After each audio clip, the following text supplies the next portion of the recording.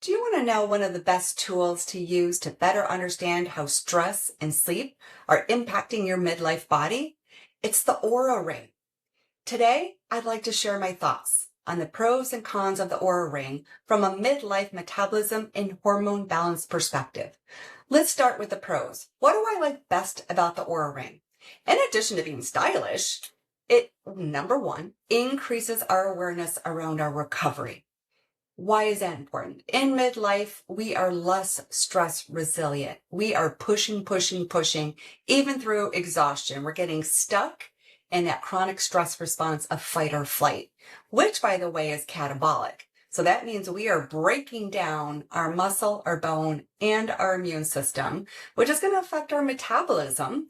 And it's also disrupting our hormones because when we're busy making cortisol in response to stress, we're not making progesterone, so we can become more estrogen dominant. We're not making that testosterone, which helps support muscle and energy, body fat loss, and libido. So what I see commonly in midlife women is just that, is we're pushing, but we're not recovering. We're chronically under recovering. So with the Oura Ring, we can see this with the metrics that are measured. Number one is how well you're sleeping. And with that, we have a lot of misjudgment around our sleep in midlife. We've got two different spectrums. One is that I'm in bed from 10 to 6. I'm getting 8 hours of sleep. I guarantee you, you are not sleeping all 8 hours of those nights, especially in midlife and beyond. Number two, on the other side, is we feel like, gosh, I'm just tossing and turning, and I'm not getting any sleep. I feel horrible. You might be getting the recovery you need. So now we can see those metrics. We can see how much deep sleep you're getting, which is predominantly occurring before midnight, and that is your physical repair. You also see your REM sleep, which is predominantly before you wake up in the morning, and that's your cognitive repair. You also see the total number of hours you sleep. Some women have to be in bed 9 hours to just get 8. Some can be in bed 8.5 and get their 8 hours. So again, this gives us the information. It also tells us our readiness to exercise because again, what do? We're frustrated with the weight gain. We're frustrated with the insulin resistance or diabetes that comes along with midlife. So we push. We work out harder, longer, more frequently because we're just trying to get results. But all we're doing is creating more stress and breakdown of the systems, and we're not recovering.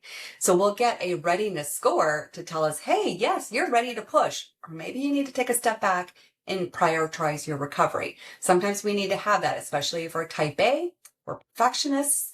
It actually gives us that objective data to say, okay, now I see it, I'll take a step back. It also tells us about your stress resiliency. How well are you recovering? And that's through a metric called HRV, or heart rate variability. And we're going to talk about that next. So HRV is that stress resiliency score. How well are you recovering from the stresses of your life? Again, a lot of these stresses are unknown or they're beneath the surface. We don't even know about them, but they're all preparing our body the exact same way for fight or flight. And it's naturally going to go down with age. And this is because of hormone changes, because of a drop in our metabolic functioning, and because of an increase in our stress reactivity. So in midlife, like our goal is not to get to 100, but we will in midlife, if we could stay between 20 and 40, that's pretty common. If you can get to 40 to 60 HRV, that's showing a very strong resilience. You are recovering very well. But it's less than 20, something is triggering that stress response chronically. We've got to identify what that is.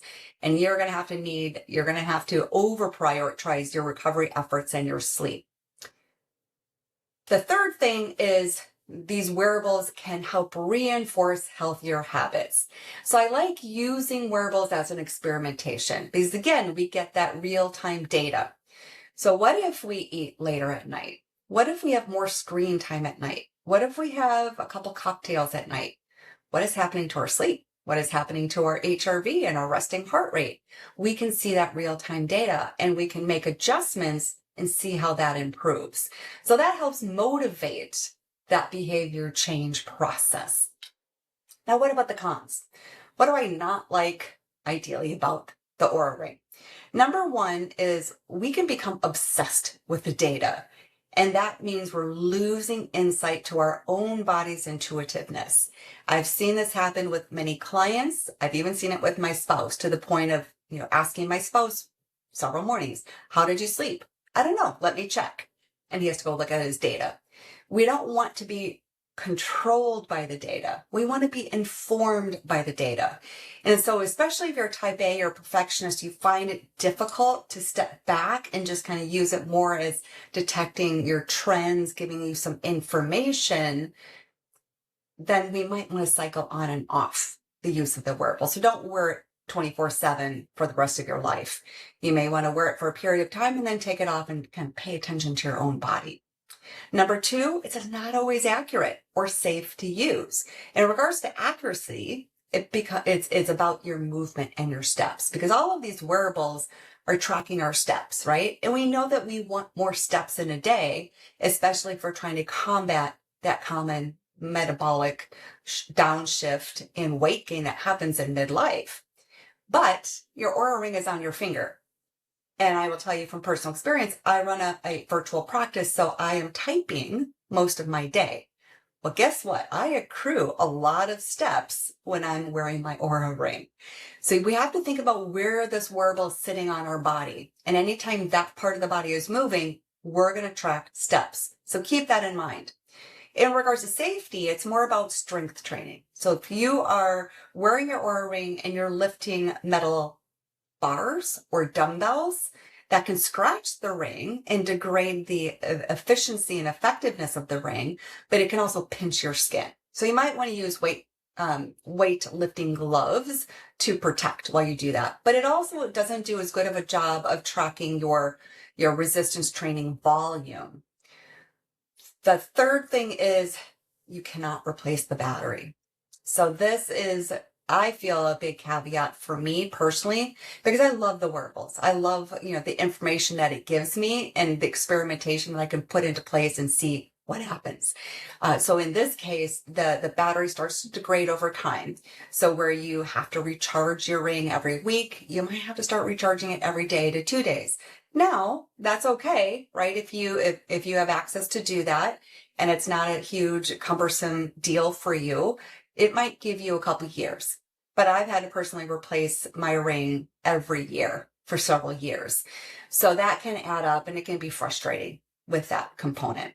So in summary, I do believe the Oura Ring is a valuable tool for midlife women, especially to support our recovery efforts. So see that data to know, okay, I need to step back. I need to prioritize my sleep, your stress resilience, and your sleep quality and duration. So let's get that real data in regards to how long am I really sleeping and what is that quality.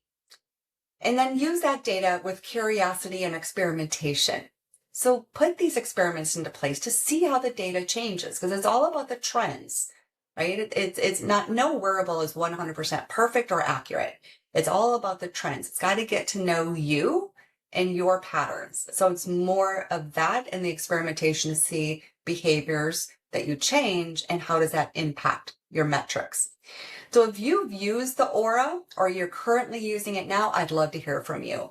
So drop a comment below on what you like best about the Oura and maybe a drawback that you found with it. And if this video was helpful, I encourage you to subscribe to my channel, share this video with another midlife woman who could benefit, and I look forward to seeing you in the next video.